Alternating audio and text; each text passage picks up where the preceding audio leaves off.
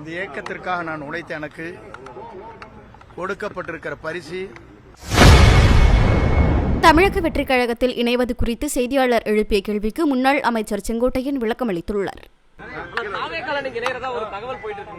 பத்திரிகை நண்பர்களுக்கு என்னுடைய முதலே பணிவான வணக்கத்தை முதலில் தெரிவித்துக் கொள்கிறேன்.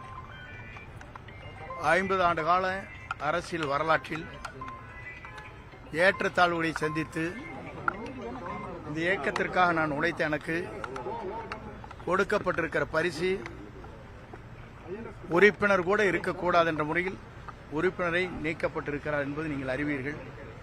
இந்த மனவேதனை என்பது உங்களை போன்றவருக்கு நன்றாக தெரியும். யாருக்கு மேலே எந்த கருத்தும் இப்போது சொல்வதற்கு